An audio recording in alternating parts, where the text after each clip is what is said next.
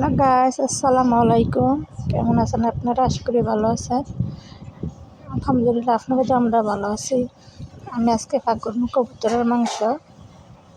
আমি যে কবুতর পালি অলরেডি বাচ্চা দুইটা ফুটছিল আর একবার, তারপরে দুটি মারা গেছে, তারপরে আবার ফুটছে।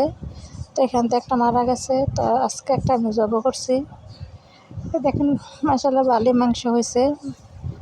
বাচ্চারা বয়স বেশি না, আজকে 14 দিন।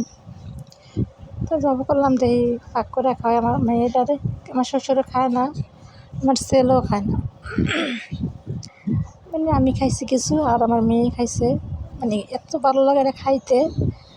আর কবুতরের মাংস, বাচ্চার মাংস তো অনেক ভালো, সব মাংসের থেকে এটা অনেক ভালো মাংস, কোনো ঝামেলা নাই। বাস জলটা দিলাম আর কি, এটার কষাইয়া তারপরে জল দিছি, এটা শুকাইলাম।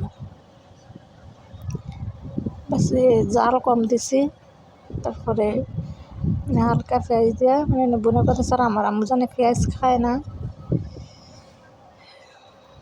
পেঁয়াজ ডাইলে বা তরকারির ভিতর খাইলে, ডাইলে বেশিরভাগ খাইলে দিয়ালে বা ডিম ভাজির ভিতর খাইলে দিয়ালে, আর পেঁয়াজটা পছন্দ করে না। তো এই কারণে পেঁয়াজ কম দিয়ে পাক করছি, সব মশলাও কম দিয়ে পাক করছি। দেখেন কতটুকু হয়েছে, অনেক জল দিয়েছিল, আমরা শুকাই লাইছি। যেমন রান্না হয়ে গেছে। তারপরে এটা তো মুরগির মাংস ছিল আগের। তারপরে এই যে কবুতরের মাংসের কালারটা কত সুন্দর, খাইতে অনেক ভালো লাগবে। আমি খাওয়ার পরে বয়সটা দিতেছি।